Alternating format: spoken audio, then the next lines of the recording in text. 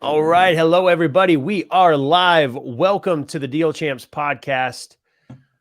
I'm your host, Dean Rogers. We've also got Mr. Strat Daddy Stratton Brown, and we've got special guest, Mr. Trevor Ahing today with us. The Deal Champs podcast is all about our mission of empowering and inspiring listeners by highlighting real life deals from people across the nation. We also bring on special people just like Trevor to interview, find experts in their field, and we aim to provide valuable insights and actionable tips to help our audience achieve their own business and financial goals. As I mentioned, I'm Dean Rogers, your co-host here today. If you don't know me, I started my career in the NFL. Then I transitioned to corporate, then into real estate. Been investing for about a decade now in Central California.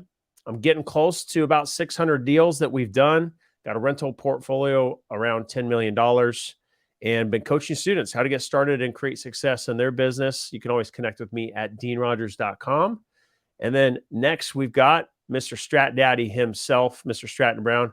Why don't you give a quick intro?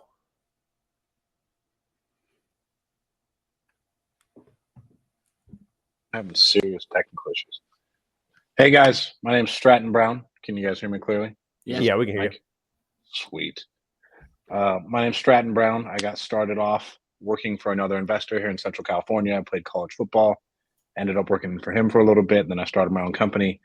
Over the last couple of years, we have scaled the company to 7 figures, generated millions of views of virtual assistants. We wholesale a couple of houses. We have a couple of deals going with Trevor right now with Novations.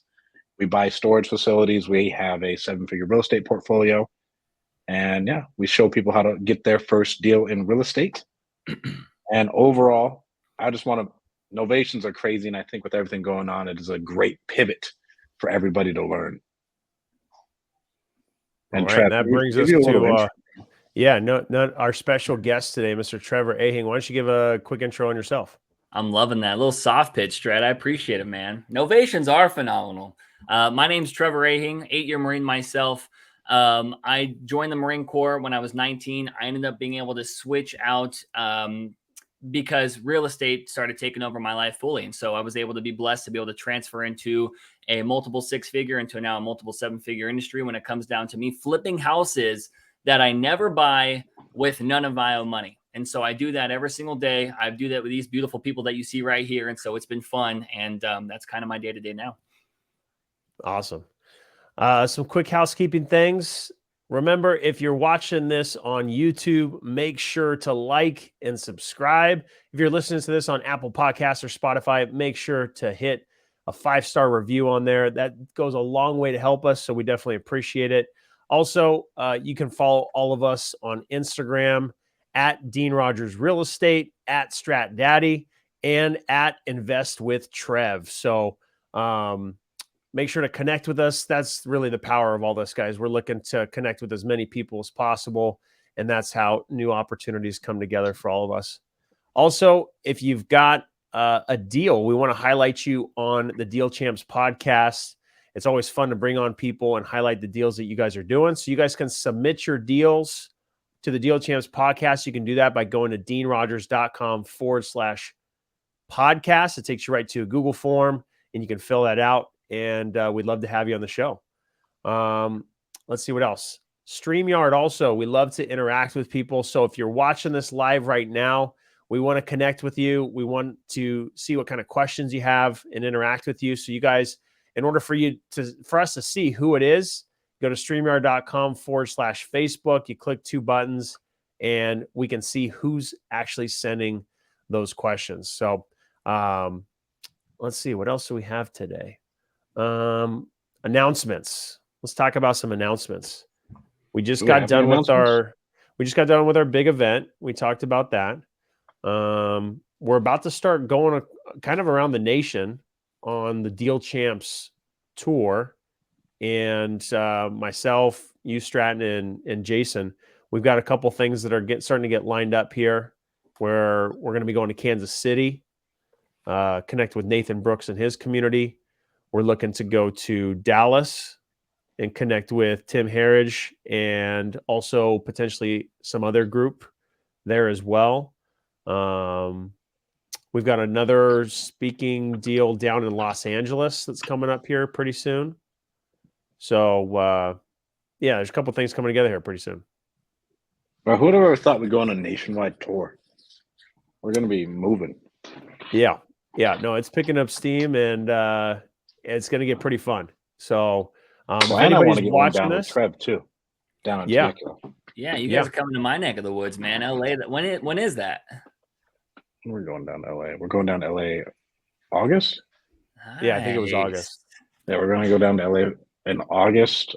I would love to get like 3 of them banged out like 3 days in a row across LA. Like that would be dope.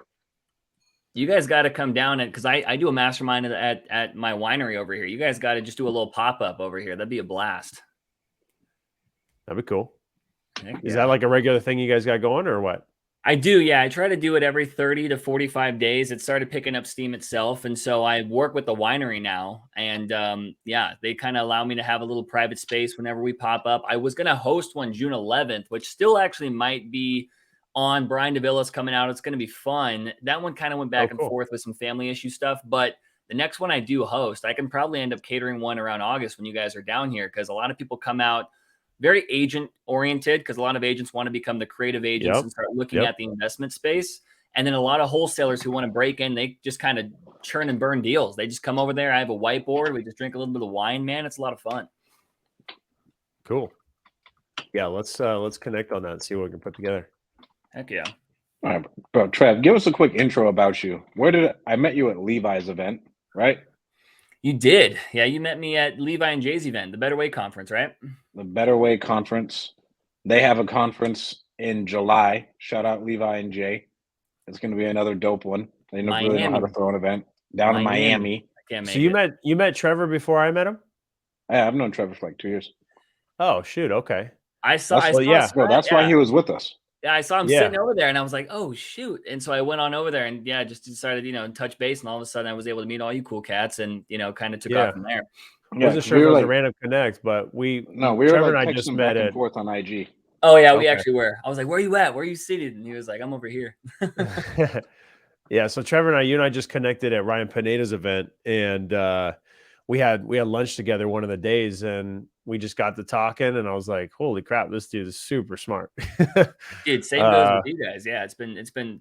I love stuff that pops up like that. Eric, I talk with Eric all the time now. We're actually looking at doing some stuff in Arizona, but yeah, I appreciate you having me on, you guys. It's gonna be fun. Yeah. Well, yeah. Why don't we dive into your story, man? Like, you spent a lot of time in the military, and I won't give everything away, but that seemed like what you were going to do for life, pretty much, So let's dive into that.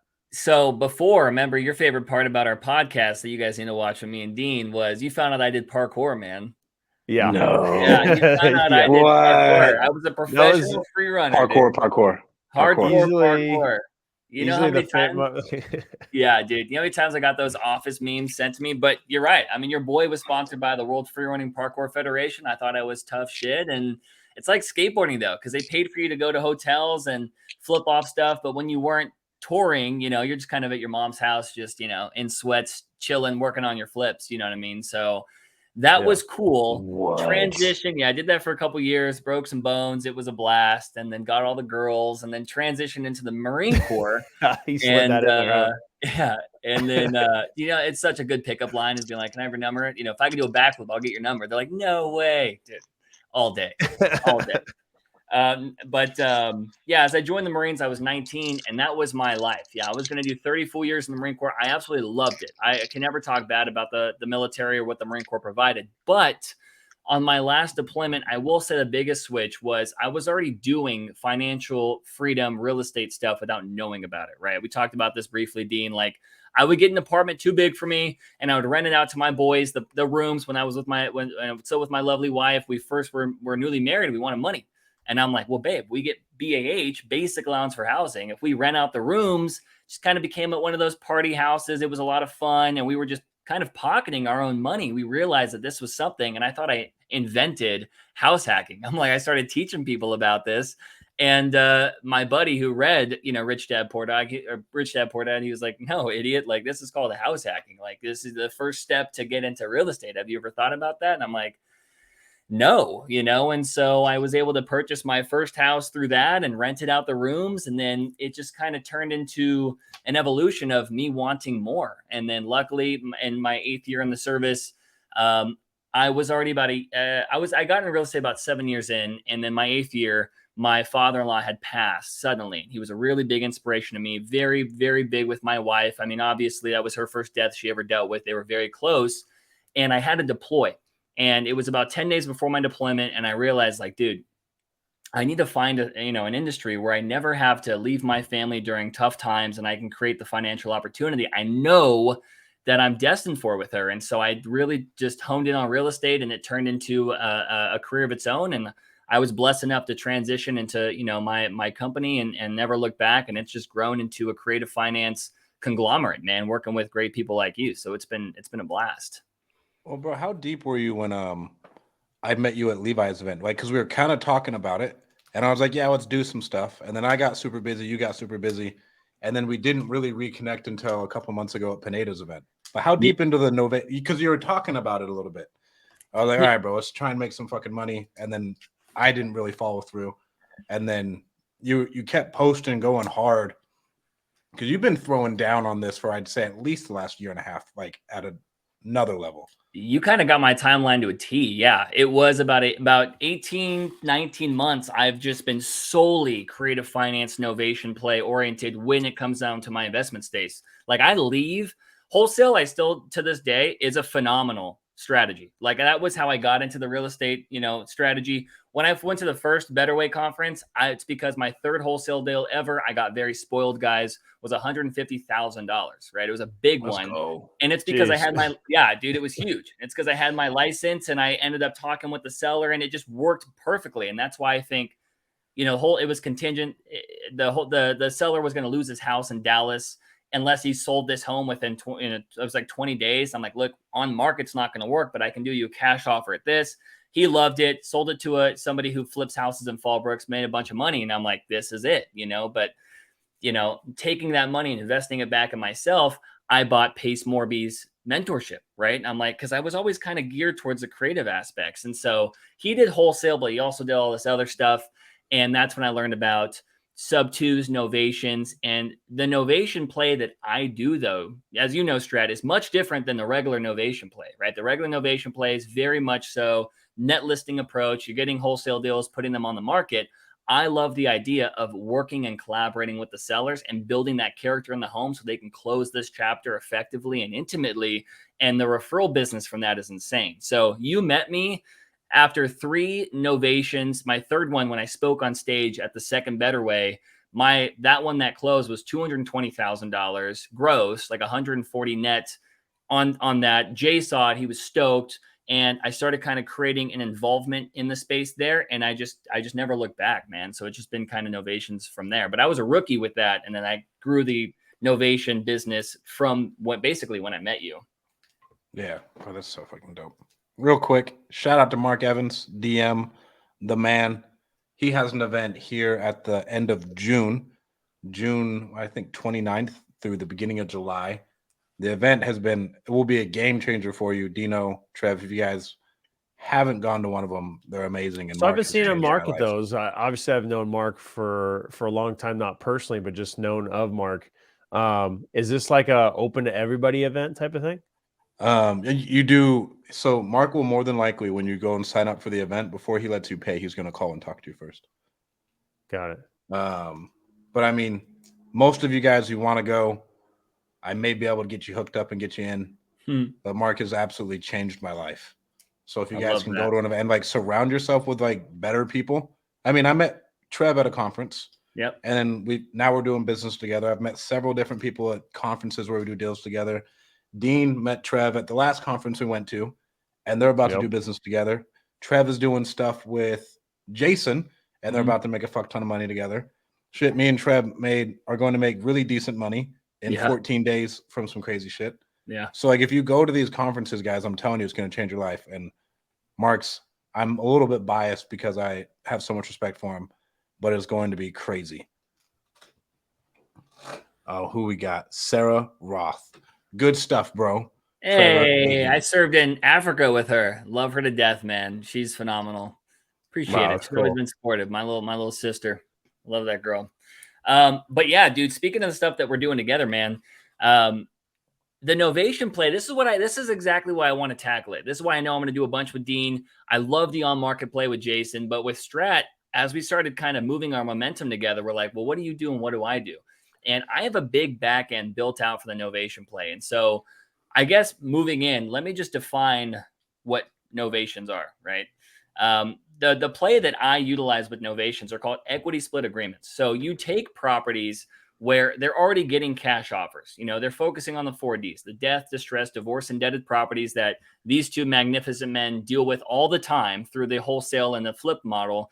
And if they're okay to be a little patient and you don't want to, you know, they're not being too cornered or they can't sell for that price that we're trying to get to move quickly as a cash offer, you can offer a creative option, which is called a novation, where it's like, hey, just continue to be able to hold the property under your name then, but I'm going to go in there and I'm going to renovate the home completely. 2023 HGTV renovations, any appreciation I create through the renovation, you get to make way more money, but I also get to make a return on my money. And then when I list it, I pay for all your fees associated with listing a home.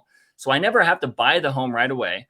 I never have to put my own money because I raise the private capital to do so. I don't renovate the homes myself. I pay for licensed contractors, and I don't list the homes myself because I can give it to beautiful, these beautiful properties to agents that are already locally sourced who understand the market in that area much better than me. So I'm just kind of a bridge builder with these, and I work with great people who have systems like Dean and Strat to be able to bring those deals that might be a good opportunity that were lost on the cash offer market and revive them for the creative play. And me and Strat did it a couple weeks ago, and we already have about 6 ready to go. We have 2 locked up that started, demo today. And the initial offer on those were, well, the 2 that we locked up, if we want to go into numbers, we offered about $43,000 more on both, and we're going to be making about $48,000 net on both of those. So it's like a $96,000 play that Strat and I are making through the novation model by offering this one seller for 2 homes that she's also 1031ing into another home that I employed an agent to help her with. So I'm going to get a piece of that commission too. And she's phenomenal. She's ecstatic. She's had those properties for 20 plus years. Her mother ended up passing in one of them. She really didn't want to let it go in that condition. And it's just been a great means to an end to be able to allow her to see these homes get back to the state that she wants to let them go in. And that's been a blast to do for the last couple of years. Bro, so what's your pitch with these things? I still don't really even know the pitch. I need to get the pitch down.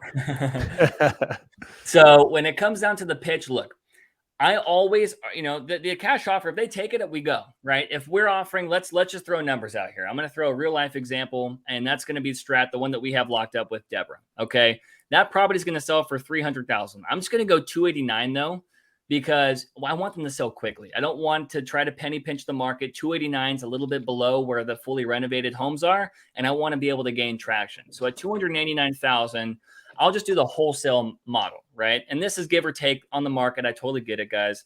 At 70 cents, you're at 202. It's going to take $50,000 to renovate. You're at 152.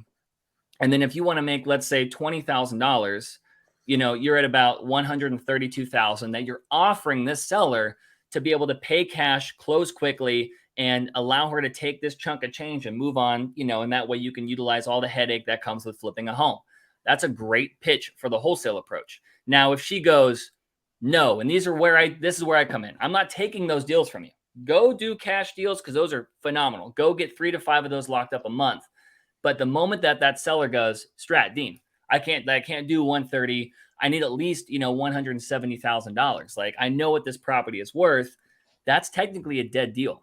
It's like, I can't go up $40,000. I'm not going to have a buyer who's going to go up $40,000. Thank you for your time, Mrs. Seller, Mr. Seller. I'm sorry. But I take those deals, and when I hear about their offer, I talk with Strat, and he has a whole CRM, and I look at what the notes that his team made. I go, oh, she wants $170,000.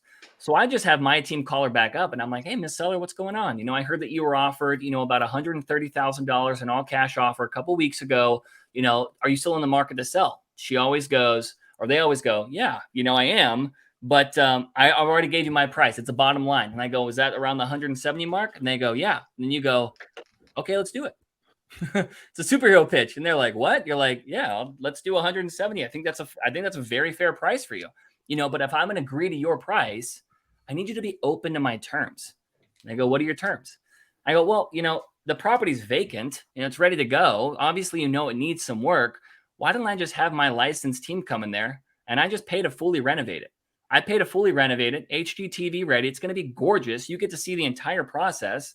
And then whatever appreciation that I create through the renovation of my own money, then, I get to make a fee on. But out of that same amount of money, when I put it on market with my top 1% realtors, I'm going to pay for all your realtor fees, all your closing costs, and any marketing expenses that you have. That way you as a seller just gets to sit back, kick your feet up, and just collect your check of 170 grand the moment it sells. And that, my friend, is a novation pitch.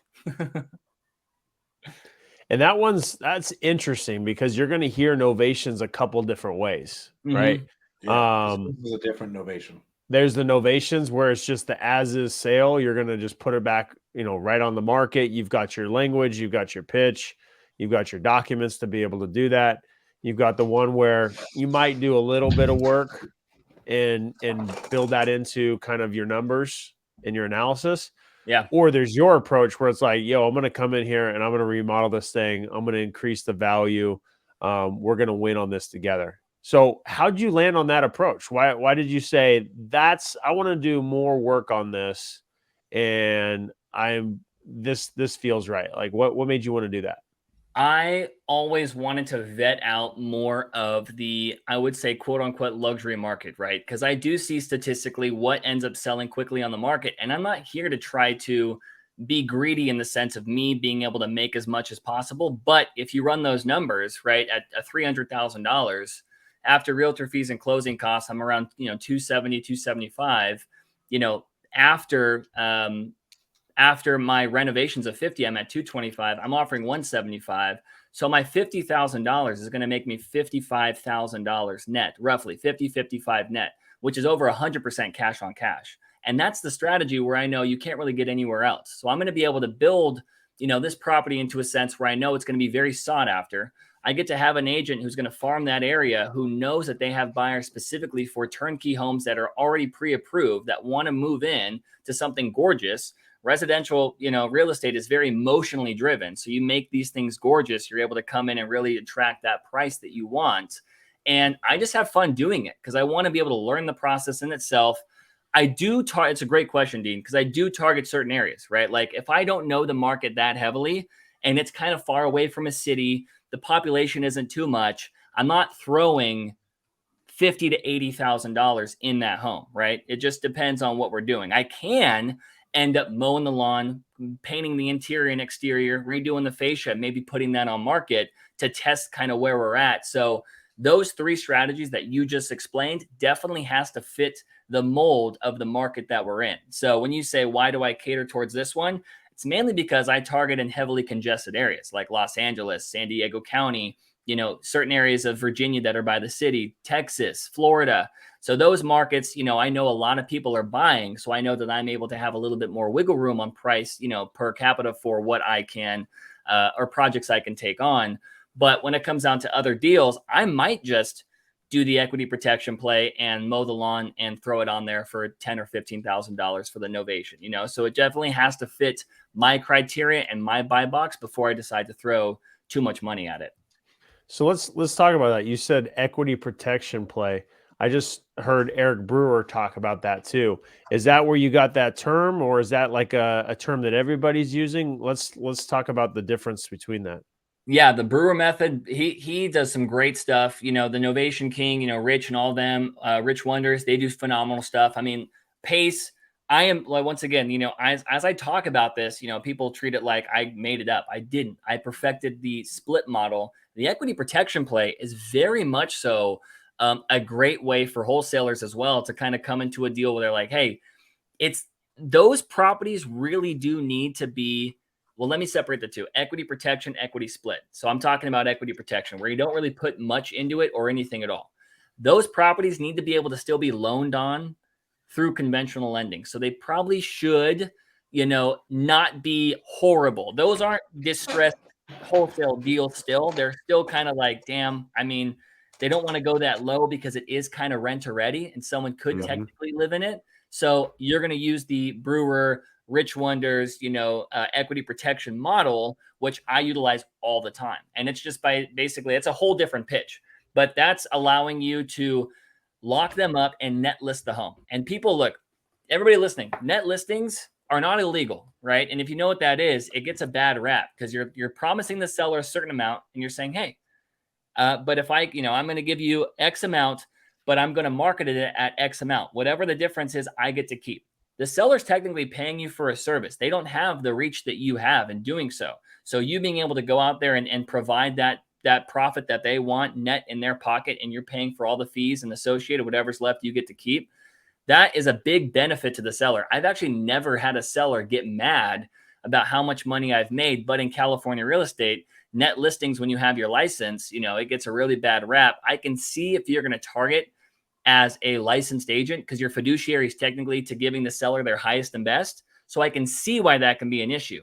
But when you're unlicensed as a wholesaler, stop hearing net listing and being like, oh my gosh, I can't. No, you can absolutely do that. It's just arbitraging the deal. I have 2 Airbnbs right now I make a bunch of money on that I arbitrage. I promise the seller or the homeowner this amount and I short-term rent it for X amount. They love it. You know what I mean? This is used all across, investing.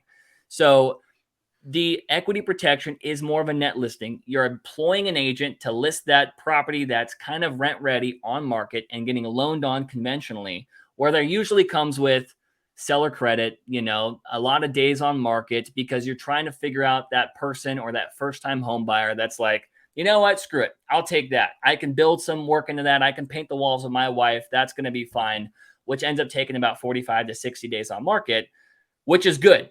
Or, if you have the room, why don't you just renovate it and have 10 people trying to fight for that and then create a bidding war by creating a lot more value in the home by making no inspection or by making nothing that's going to pop up on the inspection report. So it's a lot more sought after. So people know that 30 years, that home is going to be in great shape. You can novate the shitty houses too, though, right? 100%. 100%. Yeah. The cash buyers.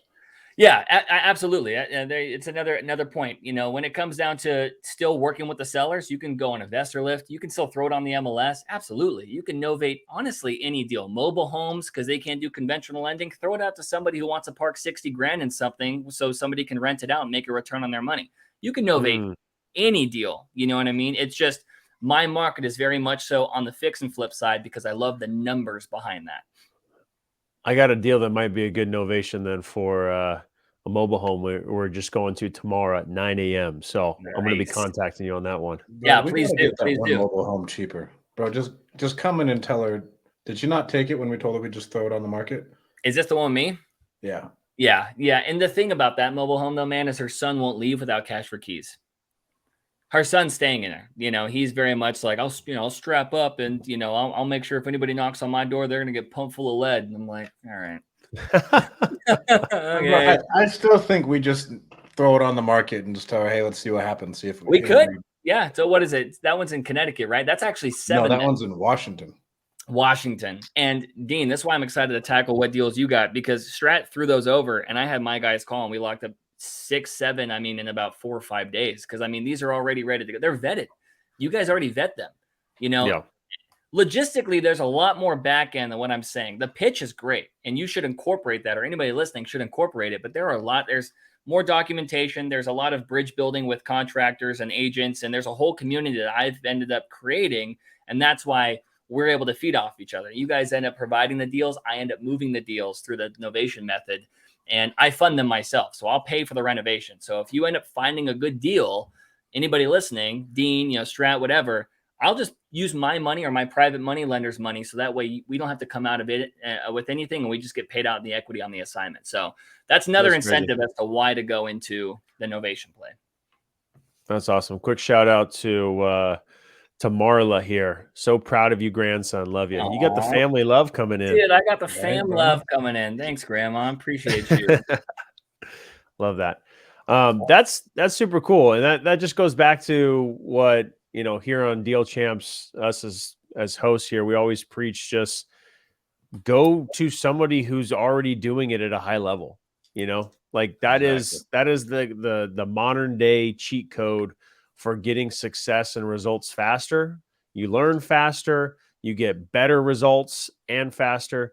That's amazing. Like you're offering, hey, I can help you through this. And by the way, those extra funds with the strategy you like to go through, you'll bring those to the table. That's pretty awesome. Yeah. Yeah, I think, Dean, you hit the nail on the head. It's so funny when people reach out, and I love the DMs, but they're like, how do I get started, now? And I'm like, don't recreate the wheel. Get somebody in the industry that you want to emulate and just R&D it, man. Do exactly what they're doing. Stop, Yeah. there's enough to go around for everybody, and they're like, it costs money. I'm like, yeah, like it does, but how bad do you want it? I joined, Ryan Pineda's mentorship, and it was very expensive. But out of that, pitching Novations on that first call, I've got 4 of them who come to me. One of them is one of their accountability coaches that we're working on. That's going to 3x what I paid, and that's because you're paying to pay. You're paying to be in the right room with the right people. You know what I mean? These networking events that you're doing, you guys, it's insane, and it sparks a curiosity. I'm just excited for people to take the next step and actually dive into an industry that can change their lives. You know what I mean? Yeah, you said something there that I wanted to touch on earlier, but we kept moving on from it. When you talked about, when I brought up the equity protection program, right? You said several different names that have been, one way or another, inspirations or mentors, whether personally mentored or like kind of like that extended mentorship where you follow everything that they're doing, you learn from them, even though Yeah. you might not be working with them. And that's, dude, that anybody that I've met that's been successful, they have like a history of different people that they have followed. Everybody has learned from somebody. Nothing is original. Nothing is new. It might have a new shiny name on it. It might have a different spin to it, but like all this stuff that we're doing is not brand new. And I think that's actually encouraging because it's not that there's so many different ways to do real estate. There's a handful of different ways to do real estate, but you can just apply it in different ways and you can learn different ways to spin it from different people. And I think that's where things start to get exciting, is when you can start to pull in those nuggets from different people and make it your own. Oh my God. Yeah. And you need to always give credit where credit's due. Like you Yeah. said, even if you do have a new shiny logo with it, it did definitely, those ingredients came from somebody else. You know what I mean? So Yeah. you have to put it out there. And they've been, never met Eric, never, did his stuff. A lot of people and wholesalers who implemented Eric's methods have found success, and they want to take it to the next level of what I do on the split model. But all of that foundation was built through him. Same with Rich. I mean, Pace's group, is just like a conundrum of creative stuff. He covers everything. He's like a god in the creative space, right? But on disclaimer, right, when people reach out on the wholesale piece, I did do wholesaling, but that's not really what I teach anymore. They need to go to professionals like you guys who really understand that craft, because I've been out of that space for a little bit. I want to work with wholesalers to kind of 10x deals that they might not be able to move, and that's how we can complement each other. So before you guys do come to me, if you do want to come to me on this, I would recommend going directly to these guys for the wholesale, understanding and formula and foundation, because that's going to be able to build the avenue into the creative play. I probably wouldn't jump directly into this. You know what I mean? I got 2 things. When it comes to getting a mentor, do what they say to do. I was talking to Dean about this the other day. If they say do something, just follow it. I promise you it works. They ain't telling you something for no reason. It is amazing the amount of people who try and reinvent the wheel and put on their own secret sauce. And they're like, well, why doesn't it work? Well, it's because you didn't do exactly what they said to do. And then the second thing, the best entrepreneurs in the world follow the people who came before them. Like if you look at all the most successful people in the world, they all read autobiographies and biographies. All the great entrepreneurs that came before them. And those people are your mentors. Like they're very, very distant mentors, but you get to take in 80 years of experience in just one autobiography. Right. Yeah. That is true. That happens all the time. It's so funny. The Miyagi effect is so real, bro. Like what you just said is so real. There were definitely things when I got implemented into the wholesale approach where I looked for shortcuts. I don't want to make that many calls. That's way too many texts. Maybe if I just change my script to be more detailed, it will. No, you know what I mean? Like there are things for a reason. There's left and right lateral limits of what you could do, and I learned that the hard way initially. But yeah, I mean, there's no reason to try to throw that out there initially and put your name on it when you're still learning. You definitely have to be a shadow on somebody that you want to shine some light on, so you can also get some sun. You know what I mean? Mm-hmm. So who's the ideal person for novations? Like if you're talking to the seller, who's the ideal person? What's their situation? What's the house like? Like, what does that look like? How do you know, like, this is going to be a novation? If we're going to talk the equity split model that I focus on, definitely two things right away. And the property needs to be vacant. Okay. Property needs to be vacant because you got to renovate it. You know what I mean? Like I've done one where I relocated a family to their back ADU and did the home. And then I moved them back and did the back ADU. Logistically, dude, it was horrible. They had a Great Dane. It was messing up the floors. So don't do it. Yeah, don't do it, man. Have the property be vacant or deal with tenants or homeowners that have tenants in the property that are willing to relocate. That's why cash for keys are phenomenal. You need to be able to target those two, as well as making sure the property needs, the property could get character built into it, or it needs work. Like the property is not ready for market. And so if you're able to kind of combine those facts, you can easily work a solution with the seller to where you can come to terms on what price is fair to them, the timeline that's going to take to get this thing fixed and sold, and then what you can make on the back end in regards to your labor and your time. So those are, so technically three. Property needs to allow some work into it, whether it's a full gut job to the studs or it's a new paint job and new carpet, right? It definitely depends on what the seller wants for a price. Then it needs to be vacant or tenants are willing to relocate, where you're like, hey, we'll use Strat example is the same thing, man. We had a tenant in there, and the tenants haven't paid the last 2 months and they didn't want to leave in Virginia. And that's a phenomenal novation deal. Cause I'm like, look, you can sit here and your property's worth 300. You're getting offers at 130. You want 170. I'll give you 175. That's actually what I locked her in at. But I need to be able to get this property delivered vacant. So I'm going to pay your tenants cash for keys, which is just incentivizing them. I'm going to give them, I think I get them like $2,800, which is like 2 months of their rent to be removed from the property so I can occupy the home and renovate it and get it put on market. Me providing that service was a phenomenal weight off of this seller's shoulders. And she allowed, me to kind of come in there. And that's when she opened up the doors to the other property as well. So instead of being seller oriented with novations, you really need to be solution oriented. Like what's the seller's situation right now? And how can I, obviously benefit, or how can I help her and to be able to benefit her and benefit me? And so the novation pitch, vacant, tenants need to be willing to relocate, and you got to be able to put some money in that thing to allow that fair market price to be a full after repair value. Are there any deal? So besides the property needing to be vacant, are there any other situations that you are like the common objections to the novation play? What are sellers not wanting to do it for? Obviously, you're giving them more money than you might have originally offered them for the cash offer.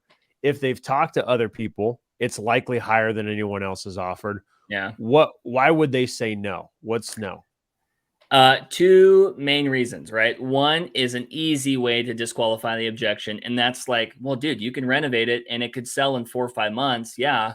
But I have my mortgage, I pay $2,100 a month. Like I'm just going to eat that cost. And you're like, no, I'll pay you $2,400 a month. You can cash flow that cost and allow me to renovate this home and get it sold.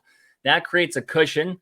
Now they have no overhead on this property. And I do that because that's a whole hell of a lot cheaper than hard money. You know what I mean? I could probably get hard money when I buy this thing and I'm paying $4,000 to interest only, or I can pay this to principal, which by the way, if it takes me 6 months to sell and I'm paying her $2,400 a month, I just deduct that from her overall promised purchase price. So I'm just paying her in the future and I'm still being able to amortize that amount owed. And that way it creates more value for me at the end. So that's a great thing for sellers. I see Dean's that's gears. A good trick. He's like, yeah, you saw that? Dude, yeah. And so put those gears back in my head. Yeah, man, I do it all the time. I think that's a great play. I cash flow them like crazy, depending on the deal. If I'm going to put 80 to make 80 and their mortgage is $1,800, I'll pay them $2,800, whatever absurd amount that it's going to be fair for us to start right away, that they're going to be like, yo, what a massive opportunity, you know? And it's like, Yeah. yeah, why don't you I make actually it? I hadn't thought about that objection and that obstacle, because who's going to want to eat those costs every month? It's unlikely, right? And Yeah. if it's vacant, they're not living there, you know, that's a delayed benefit. They might need the money now. Now you just eliminated that, right? That Agreed. makes a lot of sense. Agreed. You know, another one that I get is, what if it doesn't sell? Right. I look, here's the thing. That's just real estate, right? You're like, what if we put money into this and it doesn't sell? What if you flip a home and it doesn't sell? You know, like what if you buy a property and you get a squatter? A lot of those things happen with our industry. That's why you got to be calculated. But for the seller, if the property doesn't sell, my longest I've ever had a property on market fully renovated was 11 days before an offer, right? But if it doesn't sell, look, you're just going to buy it. Or we have private capital in our reserves to just purchase this from you. Because in doing so, you know, we get to basically just bridge the gap.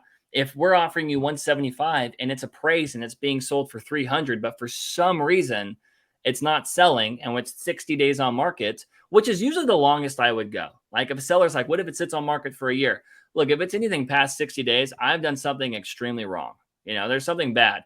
But now there's two plays to go about it. 300, right? I can just do a price drop to 279 and still make $25,000. You know what I mean? I can still get some interest coming in where they're not overpaying for a property in case, you know, we had some depreciation in the market. Or I offer them 175. I can get some private capital, buy them out, hold this for a year and burr it and pull out any money that I have and keep this as a rental and utilize that through conventional lending after giving an investor a full year's return on their funding, because I'd have to buy them into the equity. Or I can purchase it and just let it sit on market a little bit longer. Now, obviously, those are a little like those are more like of the advanced, you know, agendas of what I would want to do. But I would say you can always do a price reduction. You're going to have enough equity in there to be able to share with yourself.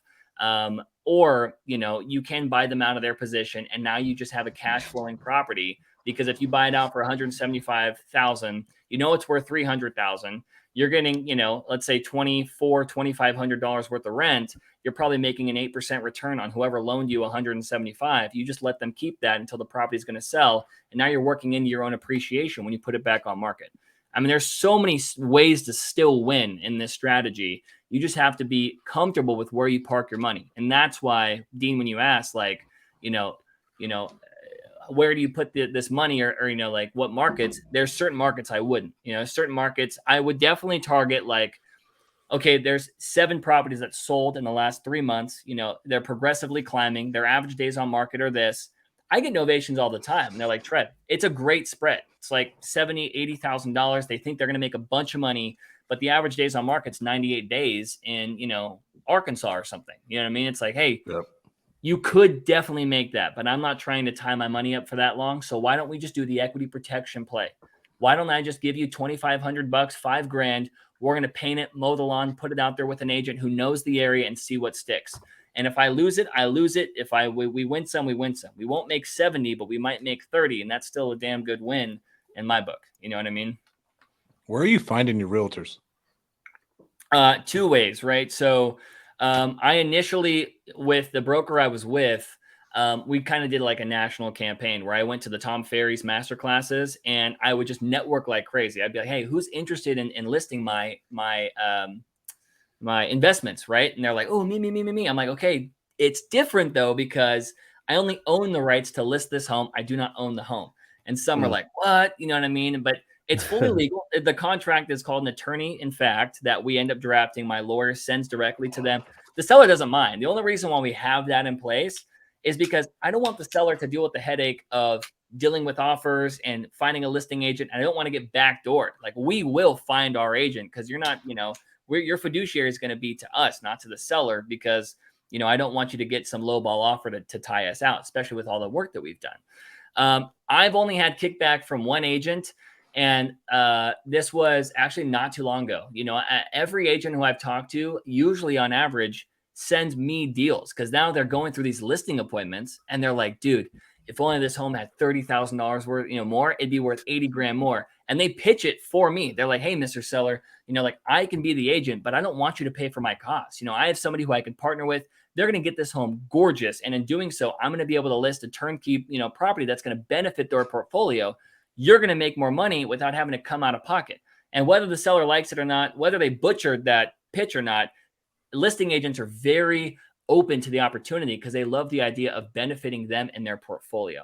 The one person who didn't like it got eaten alive by a wholesaler one time. He had a really bad confrontation with some wholesaler, and unfortunately some people are slimy, and I guess it just kind of bit him in the butt. And so he wasn't open to it, but his co-listing agent loved it, and she sent me a couple deals. So it's just so funny, you know what I mean? So it's kind of one of those that you got to pick and choose. Tom Ferry, and then just asking around, man, networking. If I will say, if I have a deal like in Virginia, how I found your agent or Strat, the agent for us, is I call.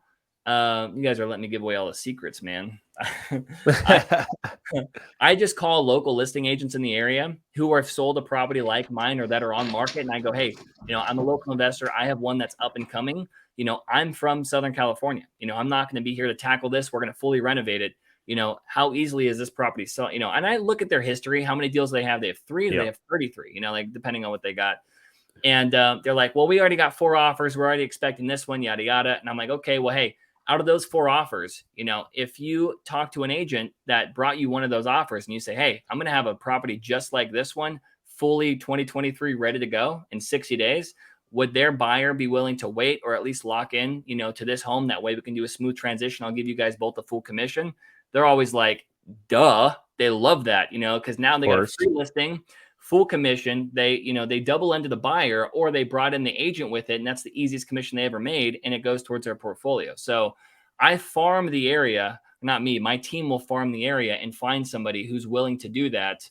I initially listed them myself, or I had people local that listed them so I can in-house the commissions. I'm actually not a big advocate of that. I don't like cutting commissions because these agents are going to be out there. They're doing the open houses, finding your deals, doing all the paperwork behind it. I mean, they're doing everything, man. Don't try to save another 4 to 10 grand. Talk to a consummate professional who's local in that area, who's been farming it for years, because they know what it's going to sell for. They're going to be real with you on the good deal. What kind of hardware, what kind of flooring is matching the area? I mean, getting somebody like that and not guessing is going to have your property sell so much quicker. And, they're going to want to be able to bring you repeat business because I don't cut their commission. You know what I mean? So if you have your wife as an agent or a friend, dude, I'd still have agents that I do 1% right on there. I've done a flat fee of $5 grand on an $800,000 property that was, but I gave him 11 before that. You know what I mean? So it depends on your relationship. But just use an agent that's going to be good in the area. Use an agent that's going to be a no shit, go-getter. I love agents that are like, are you worth my time or not? Because I know that they mean business when it comes down to selling your homes. You know what I mean? Yeah. What about contractors?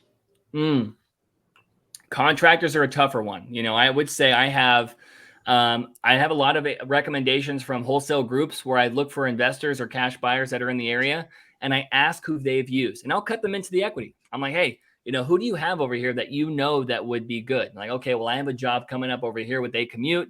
They're like, yeah. All right. Well, look, if we can utilize them, I know we might be taken away from your job. I don't really know anybody else in the area. I'd be able to cut you into 5% of the equity once the deal closes, yada, yada. And now I have somebody on I wouldn't say my payroll, but I have somebody in my contacts to where if I'm targeting that area because it's sold quickly, I can just start farming wholesalers in that area for novations. Yeah. So I got another question for you, but before we get into that, for those of you guys that are listening live right now, if you guys have questions about novations, what we're going through, questions for Trevor, fire away. Let them come through so we can get those questions answered for you. So you talked about finding local talent. I've heard other people talk about the opposite, which is to find a nationwide flat fee listing service. So Yeah. what's your opinion on that? I've never done that. The strap might have fallen off. He did. He'll come back. I've never done the flat fee listing service, and if that's your cup of tea and it works, I think that's fine. But I'm always a big fan of, just kind of being able to, what's the word? I mean, I know it's like local agents. I mean, people that know their area, they know their crop, they know their farm, and they're going to be a lot more intimate with your situation. You know what I mean? Like you can do a salaried agent, but I like the intimacy of having somebody who needs that for their family, because they're going to give you 110% for that deal to be closed. You know what I mean? And so that's why I like working with local agents, male, female, I don't care. Even some newer agents that can show that they're really, they're sparked in the industry, I'll attach as a co-listing agent to get some information, and they'll kind of be a part of the community.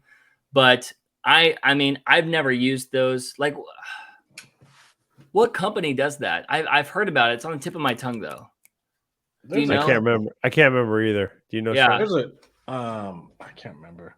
A dude in my mastermind uses one, and that's all he does in North Carolina. He's been doing it for years. Is a flat fee listing company. I love that. That's all he does to wholesale in North Carolina and South Carolina, and that's all he does. I love that in a good market. On the market.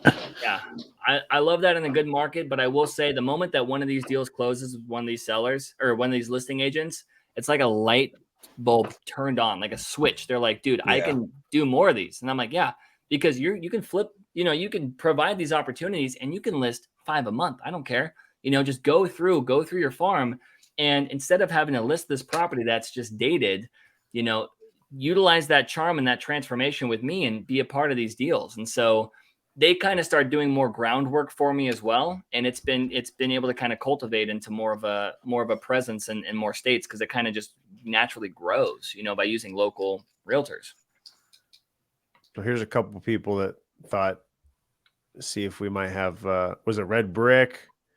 Was it Homecoin? Bovado? Yeah, I've never used them, and so getting into the industry myself, definitely to learn. Also, we need help with design on the home, like staging. Love that. I'm really interested in learning more about Airbnb. Yeah, absolutely. If you need help with design, I always do. I have an Oceanside one coming up, so reach out to me if you want to look at what the layout is. I love working with local cats as well, if we can help out with that. Anyone else got any questions, man? This is the only time you're gonna get this. I'm always amazed that like people don't ask a ton of questions, but then afterward, I bet you Trevor gets a bunch of DMs. A bunch of DMs, yeah. Yeah, a bunch of DMs. I had somebody with Dean who watched ours, and they hit me back, and they were asking about you, and I'm like, reach out to him. He's on this thing too. But it's nice, but I mean, yeah, people look, there's no such thing as a stupid question in this industry. Like I'm telling you, I still ask the weirdest things all the time. You always got to be a student. We talked about the ideal type of avatar. We talked about the script, kind of how you pitch it. We talked about some of the common objectives. How do you run your numbers? How do you determine, like, okay, this is what the numbers are, this is how it's going to work, this is the deal? Is it a paper napkin? Is it like a super detailed analyzer with 1,000 numbers on it? Or is it like, here's the 5 key numbers or 6 or 7 numbers, and I know if it's a deal or not? Great question. There is a very simple calculator that I utilize that I had one of my buddies draft up into a really cool novation calculator, but it's as simple as this. If you guys have deals, or you're thinking that you might, just do an after, the wholesale formula is, quote unquote, roughly after repair value times 70% minus your renovation cost or projected rental cost minus your fee equals your max allowable offer. Boom. Yep. Right. That's kind of what's going to cookie cut a wholesale. A cookie cutter novation would be after repair value times 0.83 minus projected rental costs equals max allowable offer. So it's 13% higher, and there's no fee associated. Now that 13% that I'm removing from our after repair value, 7% goes towards realtor fees, closing costs, marketing expenses, staging, all that kind of stuff. The other 10% is the only profit I'm trying to make. It's a 10% rule for me, right? I'm trying to make a 10% profit on the overall equity of the home. And so that's going to dictate whether it's a good deal or not. And then when it comes down to, so you guys, if you're listening to that, write that down, go back to your CRMs and be like, yo, this deal, she wanted $30,000 more. It's vacant. Will it work? Plug that in. If it does work, DM me. I'll give you my team's email so we can review the deal as well. And we'll attach you to it. You know, like I'm not here to steal nothing. Like this deal's from you. You can lock it up with JV it and I'll attach you to the equity on that deal. Now, if you're going to find a deal and Dean brings me a deal, but you know, it's going to work, but $90,000 is going to make $20,000. That to me isn't that significant of a return. So I would say focus that formula and then look at the reno costs and make sure it's roughly around 70% or higher on your cash on cash with your reno. So if my 80 is going to make 55 or 60, that's going to make sense than my 80 making 30, you know, to 35,000. Just because if I have to make that price drop, the market shifts. You know, we have another couple months of holding costs for, you know, our monthly expenses. I'm factoring the equity into that. And so you guys are going to realize, though, that these deals, your 80 is going to make 140. You're going to be like, did I do this wrong? No, you know, you didn't. It's because you're getting flipper profits without buying the home. You know, and that's why you're becoming that end investor. You're siphoning out that investor pool that you love for the cash offers, which you still need for wholesales. But when it comes down to the novation play, you guys are, you know, where the rubber, you know, meets the road. You guys are the end players in this deal with me. So it's definitely a collaborative effort. So let's think of the person who doesn't necessarily have the $50,000, the $60,000, $80,000 to do the renovations. Especially if you're just getting started out. Now you made the suggestion, like, hey, if you're just getting started out, you should probably start with wholesaling. You should get some capital, get a good understanding of what deals look like. That's what I always preach too. But when it comes to doing an ovation with your strategy of doing the actual remodel, then if you don't have that capital or you don't want to use that capital, where are you getting the money? How do you structure it? What does that look like? JV. You JV and you JV.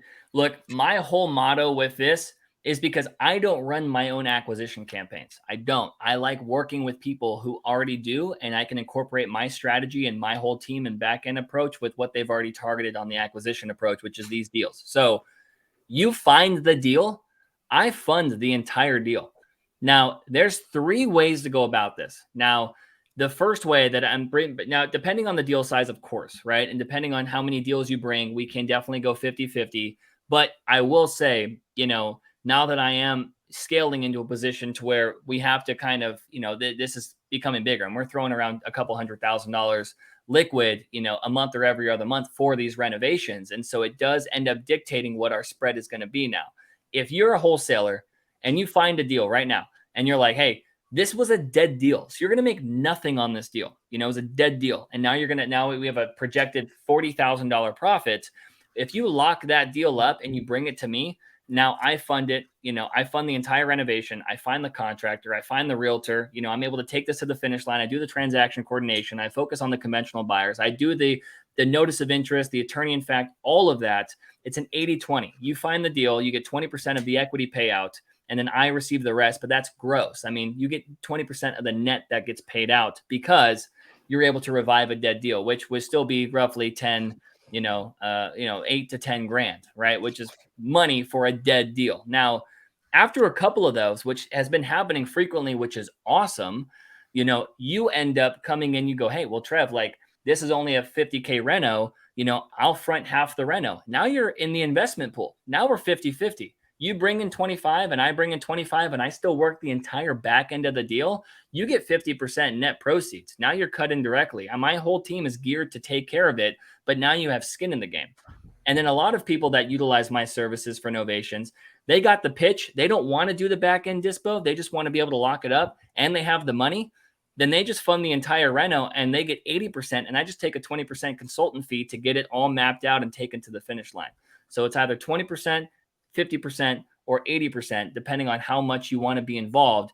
And I have a lot of wholesalers who give me 3 to 5 deals and they don't care at all to fund anything. They're just all dead deals that they put into a farm. They have somebody else call, they lock them up as a novation and they get paid out $3,000 to $12,000 a deal on the 20% a deal. They don't care. Then I have some people who want to work into the investment space where they want to take this as a career and they end up evolving kind of through the steps to start creating more of a community and more of a company for them. So those are the 3 pieces that I would say that would be beneficial for us. But if I'm not going to turn it away though. Like if you have a good deal and you're like, look, this is a 150K spread, you know, it only needs 40K. You confront it, we'll split it.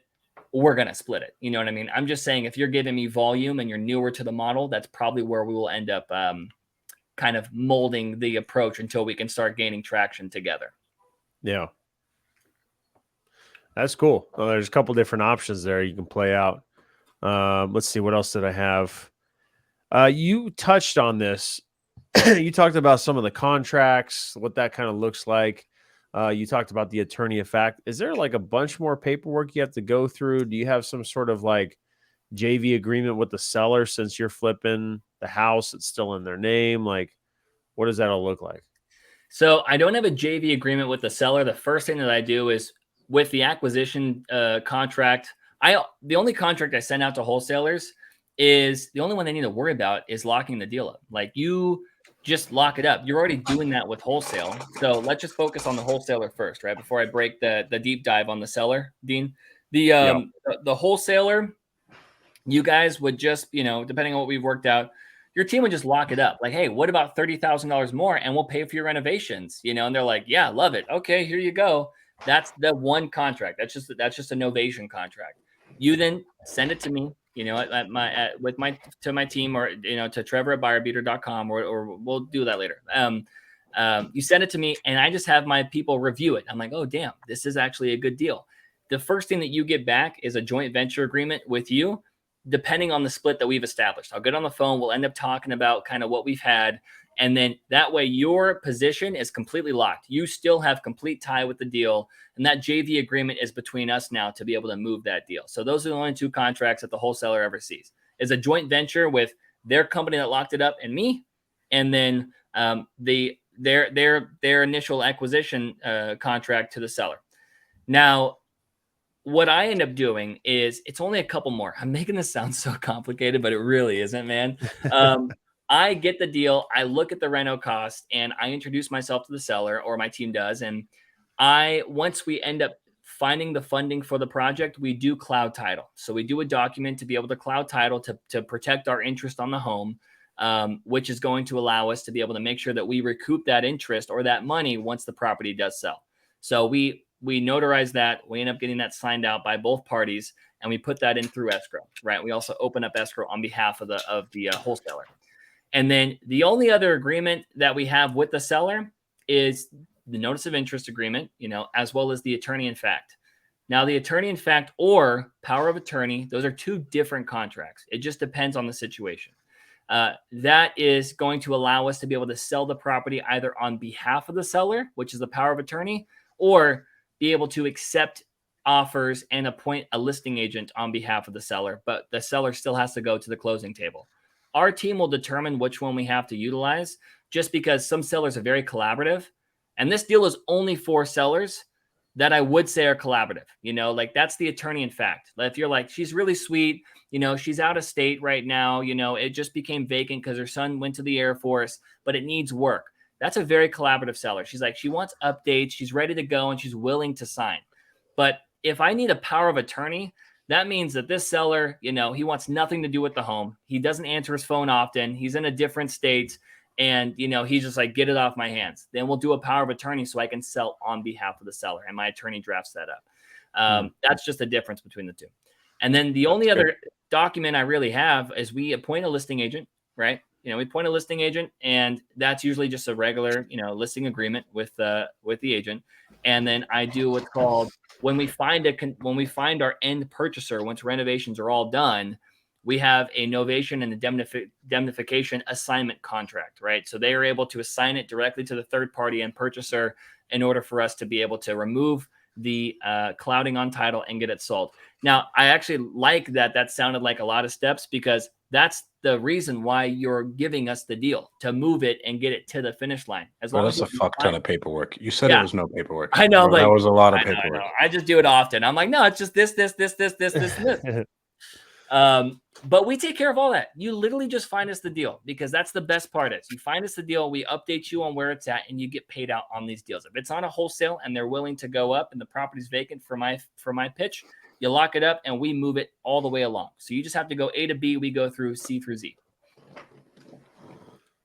Heck yeah. All right. Well, as we start to get close to wrapping up here, guys, if you got any last questions, now's your chance to fire away and get them in so we can get them answered for you. That's the most fun part. When we engage with you guys, it's a lot more fun. So fire away some questions if you got them. Let's see what else. I think that's all the main stuff that I wanted to go through with you. What other type of areas? Are you doing this nationwide? Yeah, man. I think Strat and I we've stuff locked up in 3 different states right now. So I go where the deals go. If it makes sense, then I can make it make sense with the right people. I would say like what I'm initially focused on is probably California, Florida, and Texas. Those are kind of my big markets. I'm moving into Arizona. So I'm working with those wholesalers quite heavily, but dude, yeah. I mean, the spreads are everywhere, especially with spring moving into summer. Just because I don't know of the market doesn't mean it's not a good market. So I'm testing the waters on a lot of different things, dude. Does that just make it like crazy, increasingly more difficult to navigate with different relationships and different people you need to be connected with, or you just have that kind of dialed in?